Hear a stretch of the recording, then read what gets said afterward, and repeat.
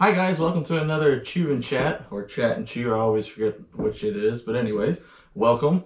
Justine has made a lovely meal here of a beef pie, some mustard greens, and 18th century macaroni. Yes, with Parmesan cheese.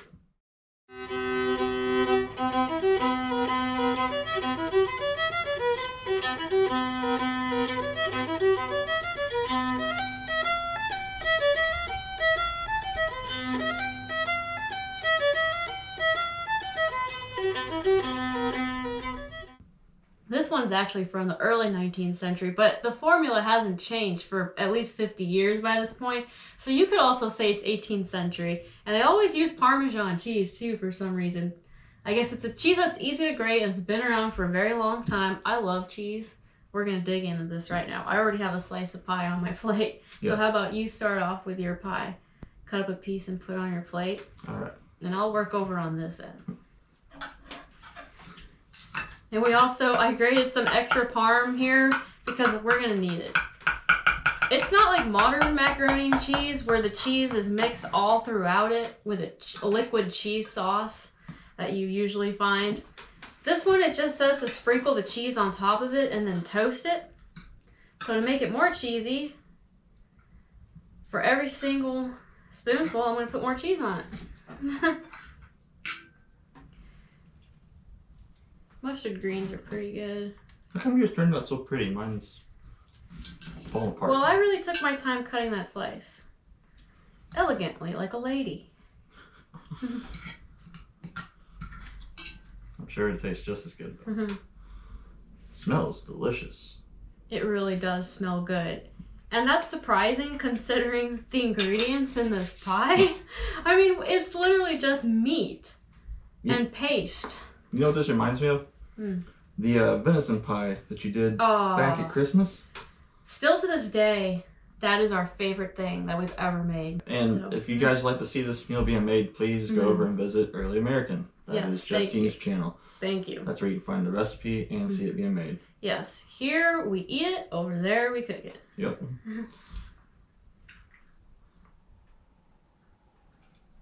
That looks good. Mm-hmm. I've been eyeing this up for the last 20 minutes. I have no idea how they made macaroni noodles back then before anyone asks. I really don't know. I know how they made the flat, straight noodles, but I'm not sure about macaroni. I'm sure there's a machine for it. A hand-cranked machine. Or maybe they roll it? I'm not really sure. Now, Ron, you need this. Oh yeah, I like extra cheese. You really need this. You know what else I need? What? Mushroom catsup. Yes, mushroom catsup. Pour that on there. We mentioned it in the last Chew Chat video that mushroom catsup, you can put it on anything. It's really good on meats. Okay. Definitely, actually. That was a big one. That was a big doubt, but it's very good. It tastes like A1 steak sauce, just a very watered down version of it. All right. Well, dive into it. Let's go. And thank you, Lord, for this meal. Yes, sir. Let's see.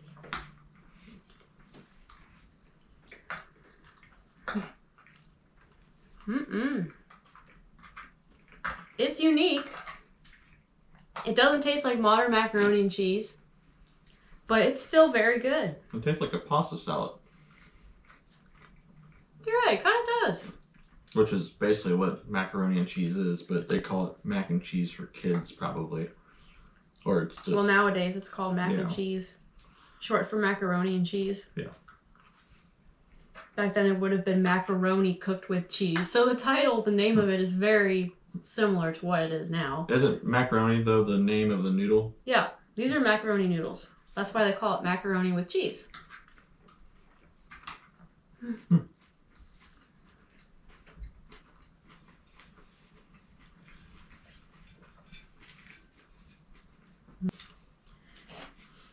I'm obsessed with meat pies. Ron knows this very well. Meat pies, they always please me. I've never had a meat pie that I didn't like. It's sort of my version of a sandwich almost, because you have the dough, then you have the filling inside. It's all in one bite. It's so good. Ye old version of a sandwich. Very good. Glad you like it. You really wouldn't think so, that it's that good. I mean, considering the ingredients are incredibly simple. Sometimes less is more. That's right. Mmm. Especially with that mushroom catsup. Mm-hmm. Oh, that's good. Sets it off. Mm-hmm.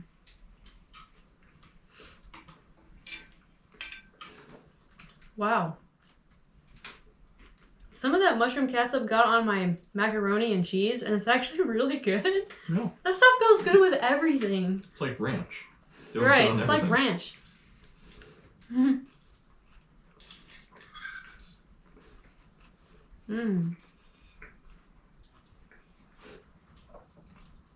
That is good.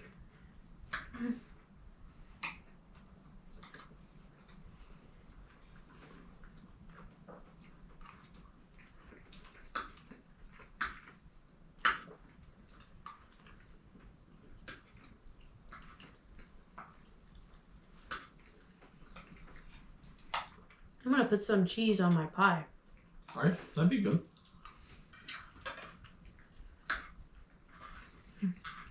Doesn't seem like a bad idea. Cheese is never a bad idea. No, cheese is never a bad idea. Unless you're lactose intolerant, then it might be a bad idea. Especially if you live with somebody.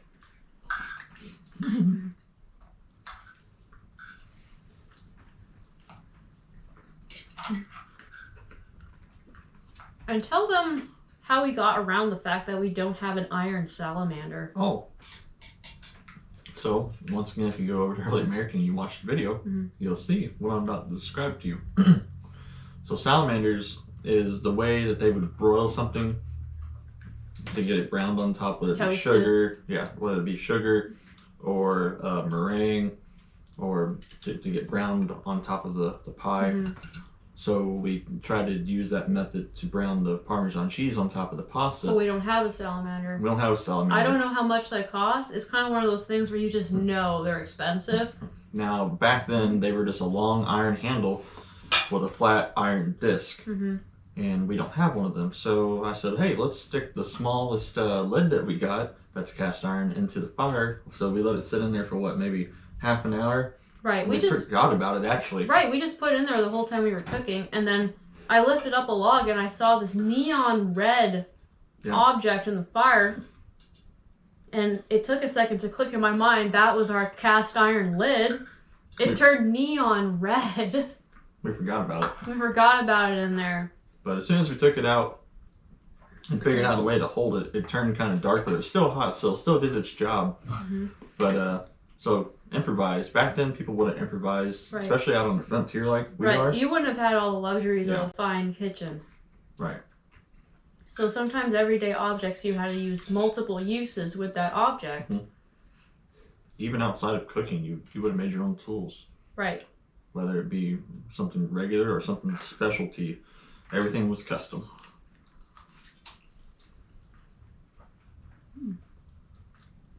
This is good, Ron. I know.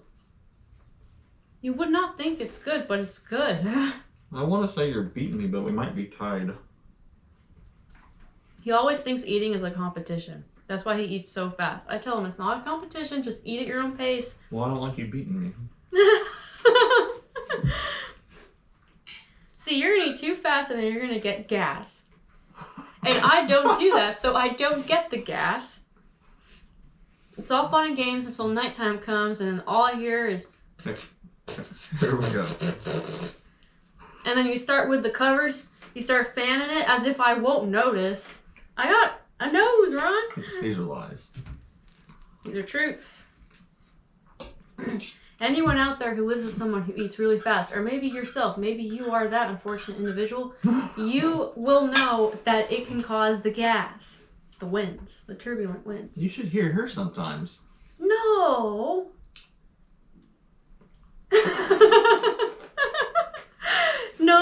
No. At least I don't have a smell. Okay, I'm done with that. Next subject.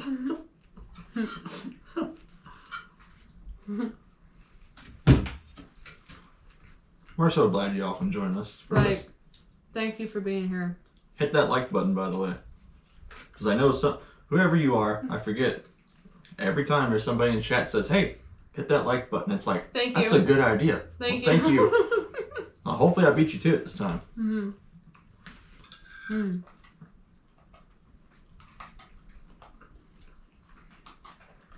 It really is fun chatting with you all when these videos go out. It is. We don't have internet here in the cabin. You know, we're in the 1800s. We're not in the 21st century yet. There's no electricity in here. Yeah. So it's really fun to go to one of them places that has the futuristic stuff and chat with you all while you watch the video. It's really fun. People ask us, is there electricity? Is there plumbing in here? There's not. What's plumbing? There's not. We don't have any of that. Well, if I lived back then, I'd make this over and over again.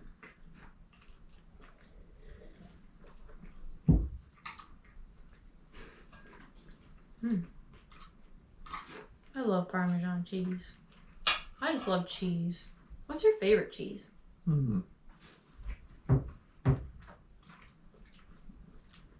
I don't know. I'll get back to you on that. Mine is goat cheese and feta, which is usually a combination of sheep's milk and goat's milk, usually, but you can just make it with sheep's milk sometimes. I do like a cheddar. I know that sounds basic, but I enjoy a good cheddar cheese. And then I do like, I forget what they're called. They're all kind of the same. The Colby Jack, it's kind of the same as Monterey Jack. Pepper Jack. Pepper Jack is That's really good. That's a little bit more solid. I like the softer cheeses, but a good sharp cheddar is good. But I mean, you may as well say queso from the Mexican place. That stuff's good. Queso's okay. But it's usually, I've never had it in its solid form, but the chips and dip at the Mexican restaurant. Yeah, I've had queso because there's an international food store. Well, there's several in St. Louis, and you can buy them in a block or a ball. And it's almost like mozzarella, kind of, in terms of how it feels. Maybe a little harder than mozzarella, honestly. Queso's really good. I do like cream cheese. Oh, I love cream cheese. I'll eat a half a block of cream cheese if I really wanted to. Well, I don't know about that. That's a little extreme. This is why I constantly have to have health remedies for you and your strange eating habits. You wolf your food down, you eat half a block of cream cheese, a whole pineapple. What's for dessert today? We don't have a pineapple. Right, we don't have any pineapple. Your dessert is sleep. You just have to go to sleep, Ron. We don't have any dessert today. I can do that. After this meal, I can do that.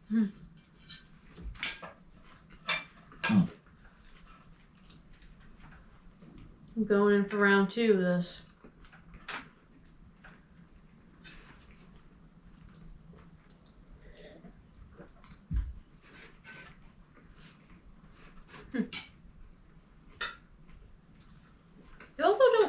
You don't cook this with the cheese in it, which I think is very strange. I mean, it just blows my mind how things that we now think of as common sense, they didn't think to do that. To cook macaroni and cheese with the cheese instead of just sprinkling it on top when you're done. I mean, it's not the most melty cheese, so maybe they knew that, but... Oh, maybe.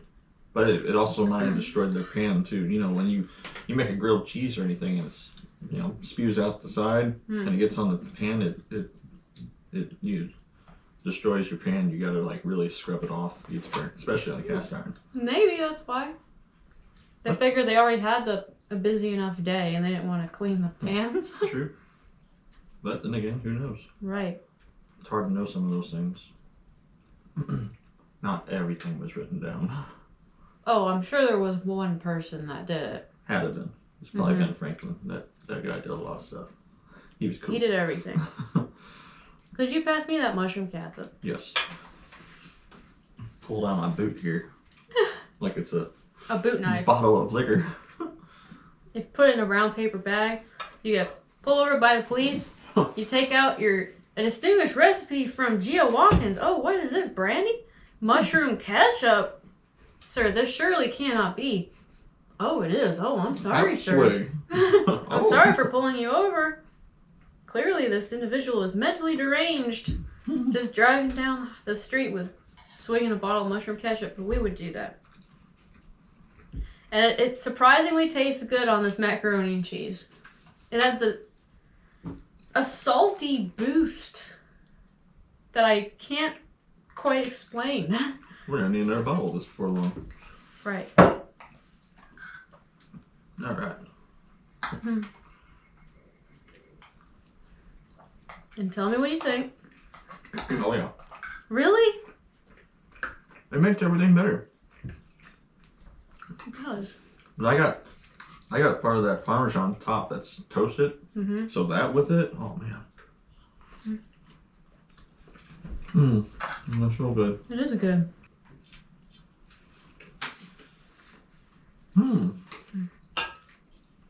Very good. There you go. You beat me. Are you happy? No, I'm not finished, but I'll eat them, but they're not my thing, to be honest. Mustard greens. This and this and this is my thing. It's, and this is my thing. oh, thank you. It's what's in season in March, so I had to do the mustard greens. So, in the last video, you seen just a little snippet corner of our backyard. And we said we had some plans coming up. And I said, comment your guesses. So a lot of people... Yeah, what did they say? So they were saying garden, outhouse, outdoor kitchen. And then I forget what the other ones were. But one lady said two things. And she was technically right. I won't give them away. You're not going to say what it is? We can't just tease them like that. I can tell them one thing. I'll tell them one of the things. The second thing I can't tell you yet. So we're going to put in a small garden. Yes. So far we're going to do, I believe, green beans, peas, and potatoes. Those are easy to grow here in Missouri, and they require the least amount of watering. It might be too late to put in potatoes. Yeah, it'd be okay. We just get them in the fall. That's true. But so we might show doing some of that process, and yeah. We love green beans, and they keep for a long time. Peas keep for a long time. Potatoes keep for a long time. Oh, they do. Yeah. Yep. You gotta think ahead. When you don't have a grocery store available all the time, you have to think ahead about where you're gonna get your food the next winter, and you have to start thinking about that in spring. Oh, we might do some onions too. I would do corn. I've done it before, but the squirrels are so bad. And I hate to kill them all off. We'll also have some herbs. Yeah. Parsley, rosemary, sage. Yep. So that's one of the things that's coming up. But I won't tell you the second thing until we get started on it. That way so it actually happens. Right. Well, it's already kind of started. Yeah, but I don't want to tell them what it is yet. In fact, I'd say it's already halfway done. Well, the hardest part's the coming up. Yeah, the next part. Then we can be like, hey, guess what?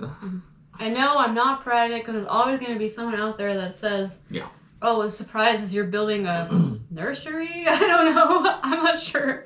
I swear every single time people say, oh, you're pregnant. No, I'm not pregnant. I'm not with child. And for all of you to ask, well, how do you go to the bathroom? How do you think we do? We have a Johnny on a spot, 18th century style, an outhouse. We're not going to show that, obviously. Nobody wants to see that. This is just a chamber pot, too. Yeah, that's for her late at night. She don't want to go out to the woods. Big bag bear get her. No, the bears are scared of me. Alright, I need some more of this. Would you like some more? No. Yes or no? No. No? Oh, okay. I'm gonna get more of this. I want more of that, too. It's not that it's not good, but I have my limits, capacity-wise, in this stomach of mine. I'm a crust guy. I like crust. Me too. Like peach cobbler crust is the best because it soaks up like all the peachy juice. That is very good. This is good too because it soaked up all the beefy juice. That rhymed and I did not plan that. Do you want more beef tea, Ron? Speaking of that? No, I got it right here. It's just kind of floating in the pot. He doesn't want any more beef tea. Thank you everybody that watched the beef tea video. It was very good. I finished it. I made it for you and I finished it. Yeah, she liked it more than I did. It was good, but like I said in the video, Where's the potatoes and the carrot? It tasted like roast beef stew, but I was wanting the potatoes and the carrots and the celery because that's just how I am. But anyways, it was good. Thank you very much for making it. You're welcome. My tummy did feel better after that. Oh, really? Yep.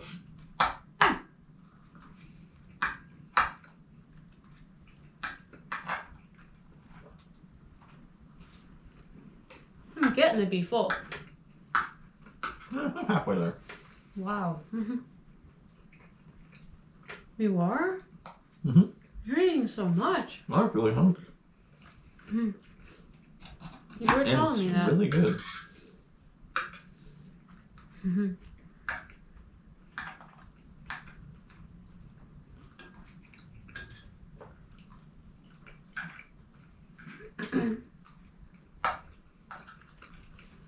I'm full.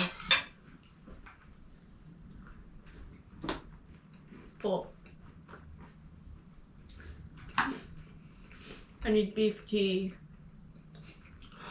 Where's my beef tea? Fetch. It's so good. I'm glad you like it. The crust is very good. Yeah. That's probably the best part. It's got all that juice. I agree it is the best part.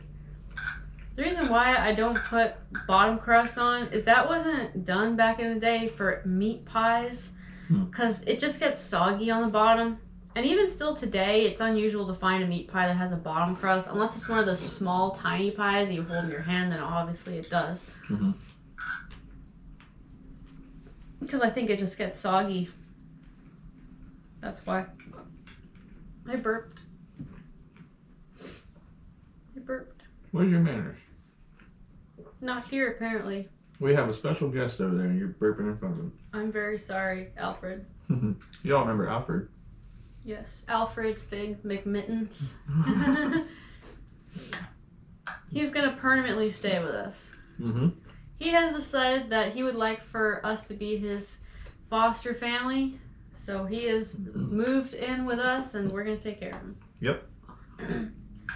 That means if the cabin ever burns down, I have to run in and save him. Hopefully it never does. What else would I save in here? If I can only get one or two things. Gun? Oh, right. That's expensive. That chest of silver? I don't know. Maybe your favorite mixing spoon? Favorite wood spoon? My favorite spoon, you're right, because that would burn up first. The goat furs. Yeah, the goat furs are nice. Right, we have goat furs. Yep. Biggest goat furs you ever seen. Right there, they were the biggest goats. I never knew them. And the most beautiful goat furs you ever seen. This was before I met Ron. Yep. When he had the goats. They're about 4 years, maybe 5 years old. But one's about the size of this table. Biggest goat ever. That one's kind of a off-white, tannish, and then the other one is a beautiful, just a little bit smaller, beautiful reddish brown, like a beaver. Right, like a beaver. Yeah, that same color. It's beautiful. Everybody comes up at events or when we're doing living kind of like town. this, just a little darker. Yeah. Than that crust. And they want to know what kind of animal is this, and you say a goat, and they're like, a goat. It's like, right. Yeah, why not? Yeah, I guess some people think goats are for lower class people. I guess. I mean, fur is fur, or hide is hide when it's wintertime. Right. You gotta stay warm. Right? People think the expensive furs are mink and fox, maybe. And there's some animals that, for whatever reason, they think that those ones are, I don't even know, dirty or something? Maybe. Goats, though, they're not really dirty. And I would never ever wear animal fur just for the sake of wearing fur, by the way. It would have to be an animal that we butchered to eat it. Right. Well, that's what we did. We butchered the goats. Right, to eat it. And I don't believe in wasting. It kind of gives respect to the animal's life to use up all parts of it. You know, not to literally throw it away. I don't like that. Right. So I would never wear mink or anything like that. I mean, I don't know if I'd wear goat. There isn't really a reason for me to go out and, oh, look at my brand new goat fur coat. Yeah, how about my, oh, is that the latest squirrel fur stole? I mean, back then you would have, if you're on the frontier. Yeah, I guess back then you would have. I mean, it's big enough. I can cut 2 holes make you a vest, and you can just put it on. You'd say, you'd be as warm as ever. Can you imagine me in a goat fur vest? You look like a Viking lady. Is that what you're into? Is that what you like? No. What I'm into is this right here. Well, then I'll make sure that I wear it. I'm kidding. I'm going back for more. Why are you serious? I'm hungry. Okay, and the crust, because the crust is just so good. He's getting his carbs on right now. I'm hungry. I know you're hungry. You don't feed me enough. Now that's a lie. I have to do all this work. That's a lie. You can clearly see if anyone on this earth would feed you and cook for you, it would be me. Ron, go plant the garden. Ron, build that chimney up. Ron, Right. cut that wood. But you know, that brings up another point. How much food people really did eat back then is shocking. They were taking in 3,000 to 3,000 5,000 calories to 5,000 calories a day. And we know this because there are records, especially in the military or in the Navy, the rations of the rations that people would have gotten on a daily basis. In the Navy, during this time period in the United States, early 19th century, I believe it was 3,000 calories per Navyman per day. Now they looked like they were starving, especially if they had a little less than that because they did so much physical activity. You burn 3,000 calories a day, sometimes even more than that. You walk 10 miles to town, that's doing a lot. And I mean, even if you took a horseback riding burns calories. Right, you have to stabilize yourself and all that, so the whole ride you're burning calories. Running from Indians, fighting British. Did I read that? Everything. Was it George Washington? I read he burned, like, they had a record of his meals, and his meals were 5,000 calories a day worth. I could be mistaken. I don't know if that was George Washington or Thomas Jefferson, but it was one of those two. Well, George Washington was bigger than me. He was a big man. What was he, 6'3"? Something like that, but just a 6-something. big dude, so maybe it was him. Right. I'll have to look it up. And he did a lot of horseback riding. He was I forget the word, he was an equestrian master. He was very good at breaking horses and training them. That's what he was known for. He had excellent form. If anybody knows anything about horse shows, my family's done a lot of horse shows, so my sisters, they know all the etiquette, whether it's the fancy, they call it English today, or Western. George Washington was supposed to have been an immaculate equestrian rider. His sisters train horses. Yeah. Yep. And they're teenagers. Right. They'll break a wild horse. Yeah, they'll teach you how to ride a horse and they're teenagers. Yep. They got, I don't know, over 100 blue ribbons. Wow. Very good. That is pretty incredible. And people spent more money on food back then than we do now. A higher percentage of their income was spent on food. Oh, man. Just need a little break, then I'll go back for some more. You're kidding. That's good. Are you really going to eat more? I might of that. That's really good. It is pretty good. Thank you for cooking. You're welcome.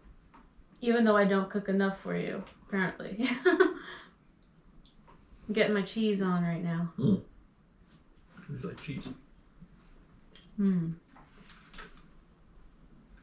These dry cheeses, they store very good too. You could dip them in wax. Yeah. If you want to save them for even longer. Now, isn't that what they do today? They dip the cheese wheels and let them sit?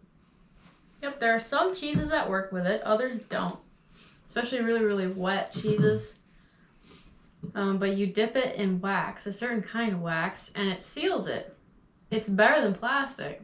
And then other cheeses, I know they just let them sit and do their own, like, aging mold thing, and you slice it off. Right. That's the fancy stuff. Right. Even when you put it in the wax, it will age, though. Okay. Right. So it won't rot, but it'll still age, just because naturally time has passed. When I die, I want to be buried with a block of cheese. Don't ask why.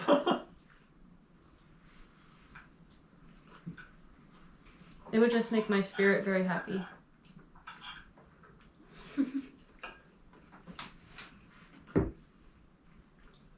Well, I think we're gonna sign off here. I think so. Mm-hmm. So it's been nice chatting with you all, Right. and hope you guys go check out the video on how to make this, and that's really good, and so is this. Yeah, I think you'll really like it. I have to sign off so I can make you more food now because I don't cook enough for him. Well, it's going to be getting dark here in about 5 hours. Oh my god! So I've got a lot more work to do here in 5 hours, and then He's being serious too. I'll be I ready gotta for do it.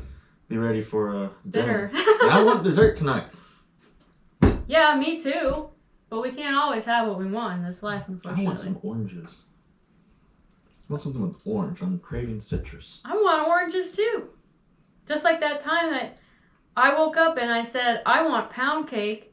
And you said, what, are you living in the dream world? Well, how about you right now? You're living in the dream world. You want oranges? Close your eyes. You'll see oranges. There, you see them? Mm-mm. You're not trying hard enough. Mm-mm. Don't see them. You need to work on that imagination. So anyway, while Ron's working on his imagination, you guys have a great day. Take care. Thank you for watching. Bye-bye. Bye-bye. Mm-hmm.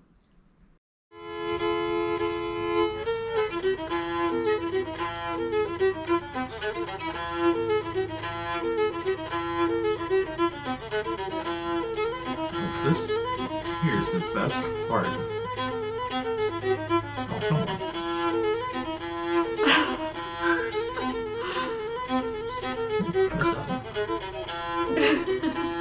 I'm so hungry, I don't know why. I'm full. Towards the end of it, I was thinking, oh man, I can't go on. I can't do this anymore.